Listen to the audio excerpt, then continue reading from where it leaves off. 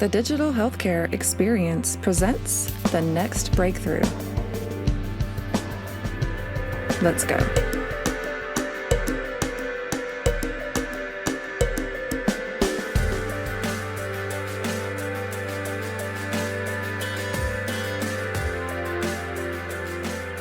Welcome to the Digital Healthcare Experience. I'm Naomi Schwimmer with Taylor Healthcare. And today I have the pleasure of connecting with Avanlee Christine, founder and CEO of Avanlee Care, a healthcare technology company dedicated to empowering informal caregivers. Now, Avanlee brings a unique blend of personal and professional experience in providing care to seniors. Her career has been focused on building solutions that improve the lives of family caregivers and aging seniors. And she's attracted early prominent stage investors such as Esther Dyson, who's actually now serving as the chair of Avanlee Care, Inc. Avanlee has been awarded Inc.'s Best in Business Award for 2022 and also named to Inc.'s 2024 250 Female Founders. And under Avanlee's leadership, Avanlee Care is the first and still so far the only caregiving app to partner with Walmart and Cost Plus Drugs. So I'd love to hear more about what you're doing with them. Avanlee, welcome. Thank you so much for being here. Great to see you, and thanks for having me. Yeah, so you and I met in 2015. We've been friends ever since. So, of course, I'm familiar with your story, but I would love if you could just start by giving us a little background and share your journey in founding Avanlee Care. So, what inspired you to start this venture? Yeah, it's been a long time. Crazy, that's almost 10 years ago. So what inspired us to start this business? For some background, we're a Montana-based company. I was living in New York City, and I was working in the kind of post-acute tech space, bringing products to market to help high-risk populations of people.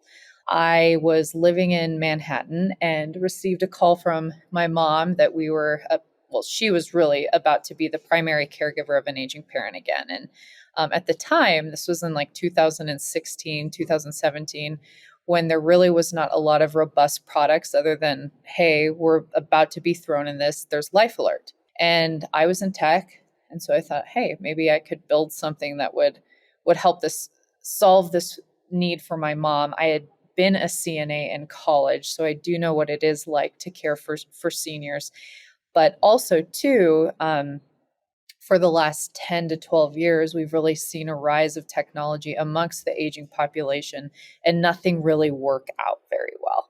And so what really was kind of the thought behind this was, can we build a platform that would allow for family caregivers to get connected in to the healthcare ecosystem to help a senior age at home as long as possible and make sure that they're as healthy as possible in the home. So that's where this started. And then there's lots of things we did right, lots of things we did wrong in the last 5 or 6 years of building this business, but then getting thrown into startup world and venture and raising capital and just trying to build a business that you're core to your mission at and solving a long-term problem, which I think, which we'll get into soon. The care economy is, I think, humanity's most valuable asset.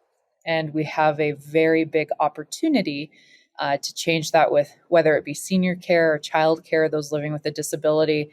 But I think this breaking that's happening in our society and the system of we just have a massive aging population worldwide and not enough people going into the healthcare system to care for them. And then, if you're listening to this, people like my mom who are faced with being yet again that primary family caregiver, and how do you make her life connected into the healthcare system with her aging parent easier for her to manage the care of an aging adult? And so that's how this really started. It was really an idea for my mom and grandma, and then it turned into a completely different go-to-market strategy.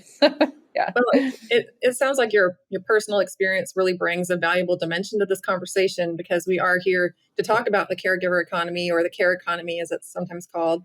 Mm-hmm. You had pointed out to me that the World Economic Forum published a report in May of 2024 highlighting the care economy in the words that you actually used earlier as one of humanity's most valuable assets. Mm-hmm. And, I'd love to hear your thoughts on, what are some key takeaways from this report that you can share with the listeners? A couple things from the World Economic Forum that was very interesting. They've released 2 reports in the last 6 months, I believe. One about basically the future of the care economy. And I was reading this report, and what struck me the most was the care economy is worth at least 6 times what the space economy is expected to yield by 2035. And that is with unpaid care alone being valued at $11 trillion. That was in 2018.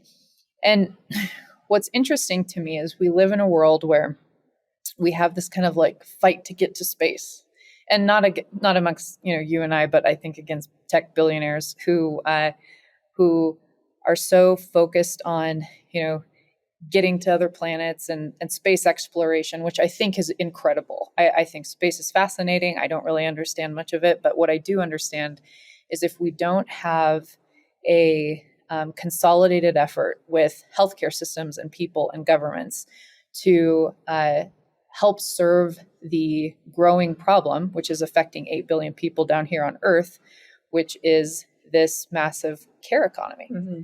How are we going to care for seniors and those living longer and children and those living with disabilities? And so the report was really interesting because while we invest in space, and I think it's an incredible industry to be investing in, something that is riding its coattail, if not before it, is the care economy and how we are going to be investing both private and public in companies who are building solutions to make sure that we have the ability to support seniors living at home and aging at home. And then just in the United States, 54 million unpaid family caregivers, or we call them really informal caregivers, who are making the calls to the health plan, who are getting mom to her PT appointment, who are arranging for care, who are arranging the ride, who are communicating amongst adult children that this is what mom needs, who are leaving their day job,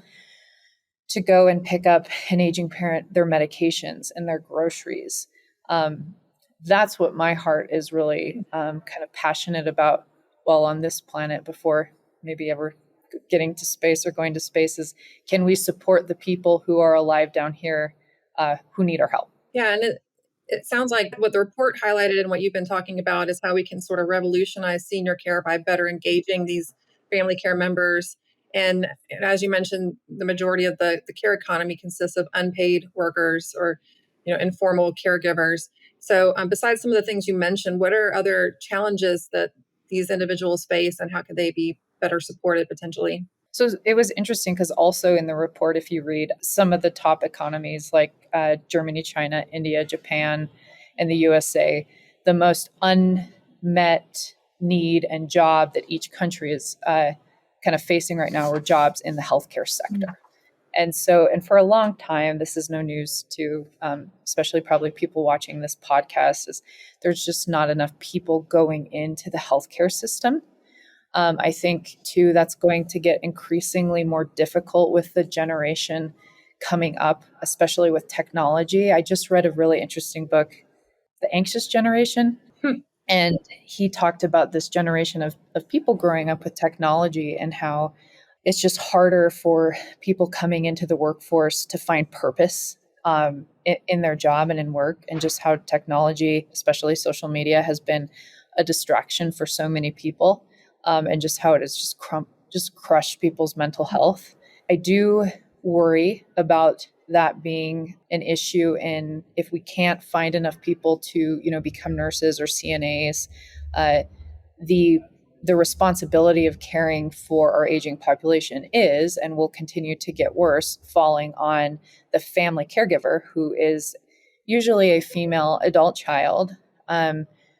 Usually the eldest adult child, who is also juggling her own family and her career. So she is taking time off of work to then become her parents' primary caregiver. And so where I see the opportunity, and where it's always kind of been in the back of my mind, and I remember seeing this in 2008. I was 18. Yeah, 8. When I was a CNA in college, was grandchildren and children in a nursing home bringing in an iPad at the time. That was when iPads, I think, were coming out, Mm-hmm. and really wanting to connect with a grandpa on FaceTime. And I remember just being in that moment, seeing a little 10-year-old granddaughter being able to drive the adoption of technology with grandpa because he knew he could FaceTime her through that. And so what I've really tried to focus on with this business and what we've created is, can we build platforms that people will actually use? And I think that's really, really important when you're trying to solve a problem for your customers, understanding if the primary user of this app is a busy mom who has her own career and time, how do you make it so when she gets on, a need is being met, she has peace of mind, she's connected in with the primary doctor, she's connected in with the health plan, they're all communicating on keeping mom at home so she doesn't have to go back to the hospital, and really understanding pain points and what sticks. Mm-hmm. Yeah. And you touched on this a little, but can we talk more about the nursing shortages and how better leveraging these family caregivers can help address the global, crisis with nursing shortages that we're facing? Sure. And I'm not an expert on what's happening around the world with nursing shortages. It's just what we've been reading, what we've been hearing.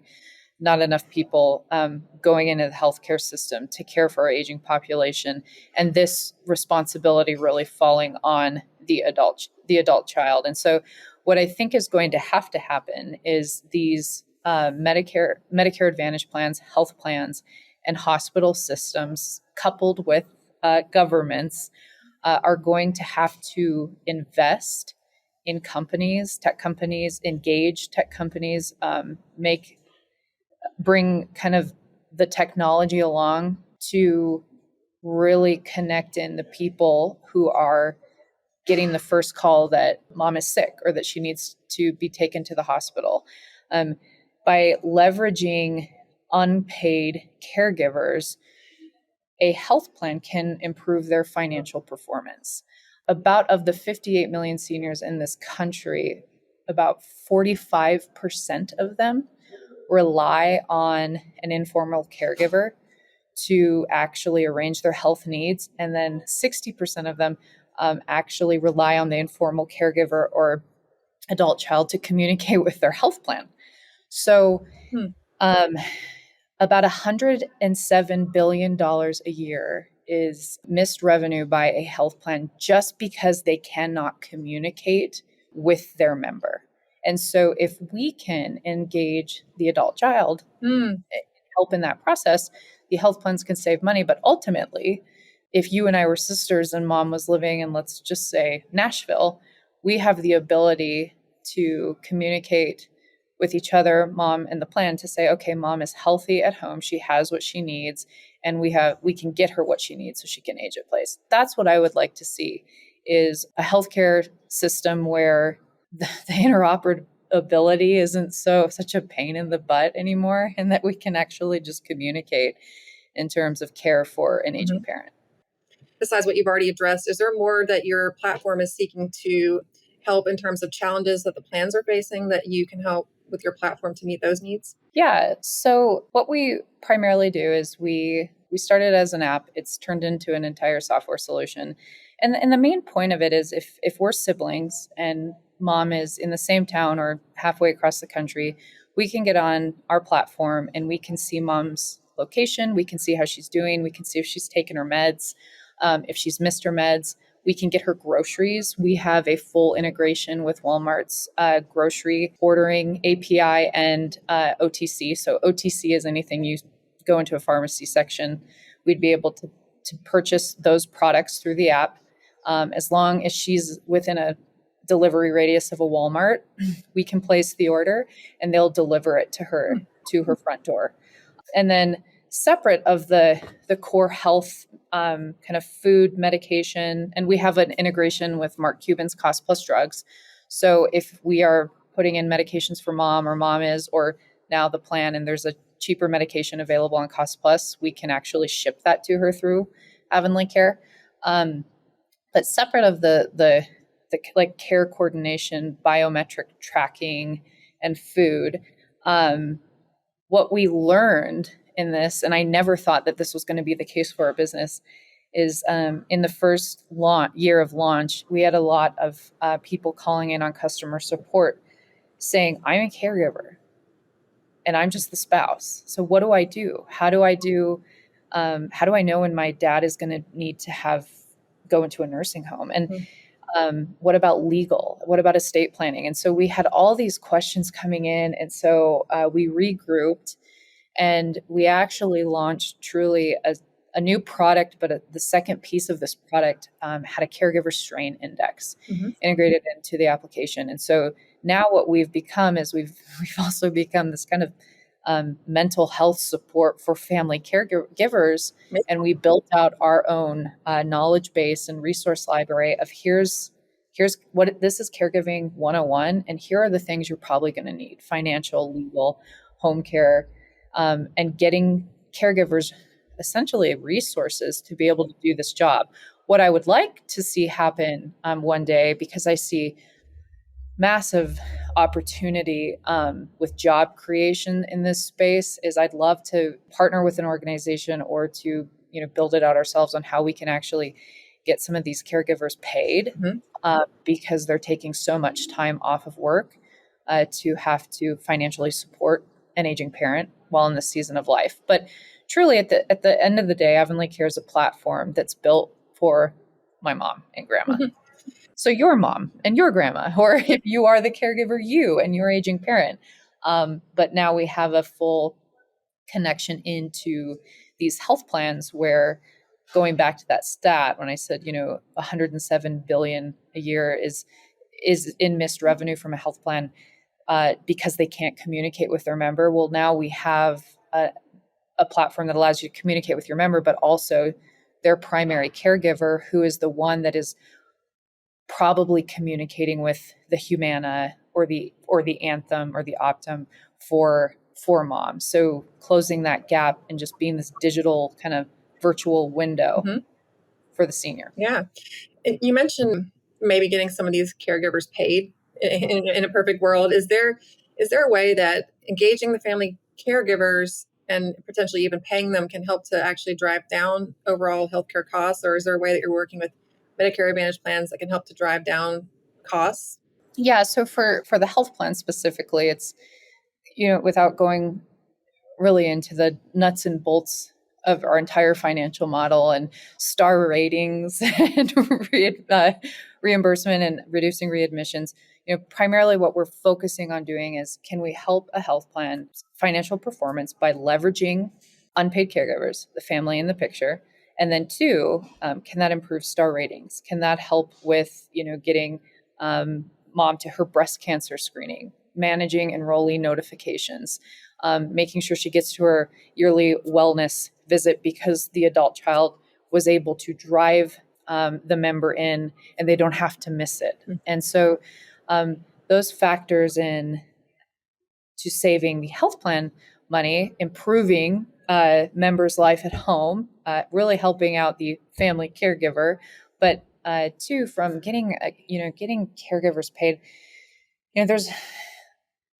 I believe that the care economy is a tremendous investment. It's just a slow moving process. So I've had my own personal thoughts on, I think, how you can do that from a private pay perspective. But I have to stay focused or my board will kill me.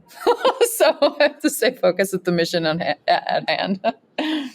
Now, you kind of woven this into the conversation already about how digital solutions can help. But of course, we're a digital healthcare podcast. So I'd love to hear if you have more thoughts on how digital solutions such as Avanlee Care, or just in general, how technology can help with this issue of better leveraging caregivers. Yeah, well, I think technology, as we've seen over the last 25 years, has really advanced humanity in all facets of life and lots of different sectors. I never thought, I remember being on dial-up internet and now here we are today, and we're able to have a conversation about bringing products to market face-to-face, virtually. I think that if big companies really don't get behind, especially healthcare companies, this notion of we have a system that is breaking in terms of the weight and the amount of people that they are being tasked with caring for. If they don't essentially leverage people who are closest to those patients to help support them, it's just going to become increasingly more challenging, especially with the shortage of people just going into healthcare. Another interesting thing too is I read another book, Stage Not Age, and Susan, I can't remember her last name, the author said that those being born after 2000s are going to live well into their hundreds. Wow. And so we have people who are living longer because of technology. And I just think that the future is going to require us to kind of implement that into our daily life and healthcare ecosystem in order to support kind of what's to come so it doesn't break. Yeah. And your thoughts, your insights really speak to really the core of everything the healthcare industry has been grappling with, today and in the past. And I'd love to hear more about your thoughts on the future of the caregiver economy and where this is going and how it could evolve with the healthcare landscape. Yeah, well, a short answer is I just think that governments and politicians and employers, especially employers, and the healthcare systems need to start to adopt just the care mindset.